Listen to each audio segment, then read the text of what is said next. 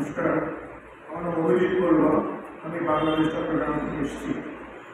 আজকে আমি এখানে এসেছি আপনাদের অতিথি হয়ে কলকাতা রোটারি ক্লাব কসবাগ আমন্ত্রণ।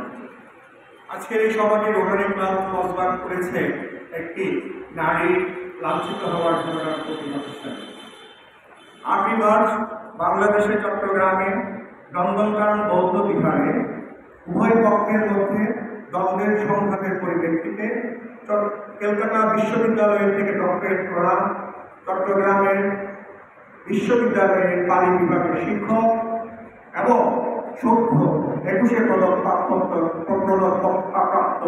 ডক্টর অধ্যাপক দীনবতী ভিক্ষু কিছু আচরণ, অসংযত আচরণের প্রতিবাদ আজকে এখানে আমি বলতে এসেছি। 8ই মার্চ ধর্মীয় অনুষ্ঠানকে কেন্দ্র করে ডক্টর দীনবতী ভিক্ষু হঠাৎ তার ধর্মীয় অনুষ্ঠান ত্যাগ করে নিচে নেমে আসেন। উনি নিচে নেমে যখন মূল ফটকের দিকে যেতে থাকেন বৌদ্ধ বিহারে, উনি সামনে দেখেন বৌদ্ধ সমিতি বাংলাদেশের সভাপতি এবং বাংলাদেশ র্যাবের উদ্বোধন কর্মকর্তা রেখারানী বড়ুয়াকে। রেখারানী বড়ুয়ার বক্তব্য অনুসারে, প্রেস কনফারেন্সের বক্তব্য অনুসারে উনি হঠাৎই উত্তেজিত হয়ে ওনাকে চট্টগ্রামের আঞ্চলিক ভাষায় অকথ্যভাবে কথাবার্তা বলতে থাকেন। রেখারানী বড়ুয়া যখন এটা প্রতিবাদ করেন, উনি কোনো কারণ ছাড়াই ওনার শরীরে হাত দেওয়ার চেষ্টা করেন। তখন রেখারানী বলেন যে আমি আমার সম্মান রক্ষা করার জন্য আমি ওনার মোবাইলকে ওনার হাত থেকে নিয়ে নিই এবং নিয়ে আমি পাশে দাঁড়ানো পুলিশ কর্মকর্তাকে দিয়ে দিই। সেখানে বাংলাদেশ প্রশাসনের পুলিশ কর্মকর্তা উপস্থিত ছিলেন, মহিলা পুলিশ উপস্থিত ছিলেন। কলকাতা বিশ্ববিদ্যালয়ের ডক্টরেট, চট্টগ্রাম বিশ্ববিদ্যালয়ের অধ্যাপক, সদ্য 21 পদক প্রাপ্ত একজন ব্যক্তি, তিনি 21 পদক প্রাপ্ত পেয়েছেন মাত্র 21 ফেব্রুয়ারিতে।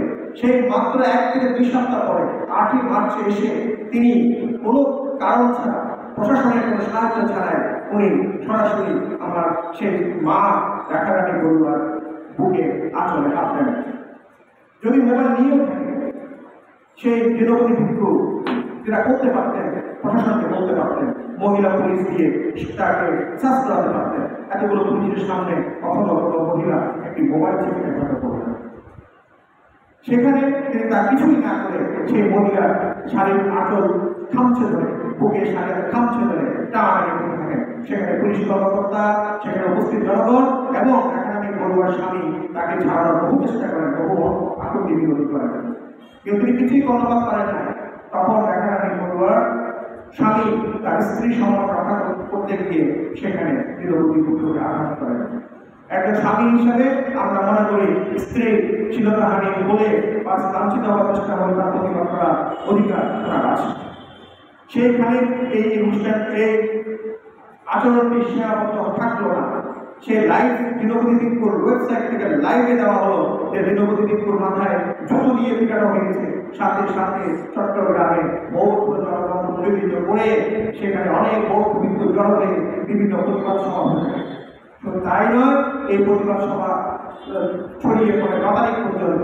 এই প্রতিবাদ সভা ছড়িয়ে পড়ে এবং বৌদ্ধ বিহারের মধ্যে অগ্নিসংযোগ, ভাঙচুরের মতো একটা ঘটনা ঘটে। সেখানেও বিশেষ ক্ষান্ত হয়নি সেই পুরোহিত বা সেই দীনবতী ভিক্ষু, সেখানে ক্ষান্ত হয়নি।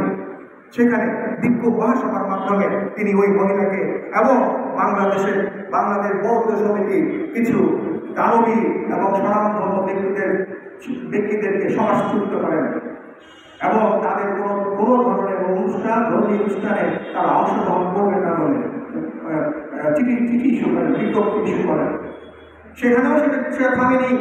সে দীনবতী ভিক্ষুর সমর্থকরা সে আমার মায়ের অশ্লীল ভিডিও বানিয়ে ফেসবুকের মধ্যে, সোশ্যাল মিডিয়ায় ছড়াতে থাকে এবং বৌদ্ধ বিহারের মধ্যে ব্যানার টানিয়ে মহিলা এবং তার স্বামী এবং সম্মানিত ব্যক্তিবর্গের ছবিতে জুতোর মালা পরিয়ে এখানে জুতো বিক্রি ঢাকা পিটা করতে থাকে।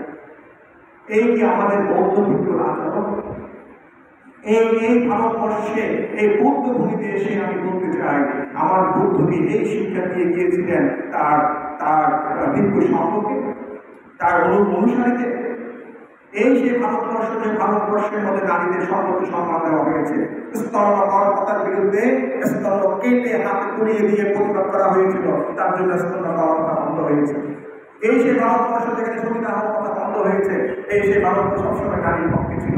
আমাদের এই ভারতবর্ষে যিনি রাষ্ট্রপতি, তিনি একজন মহিলা, এখানে মুখ্যমন্ত্রী একজন মহিলা।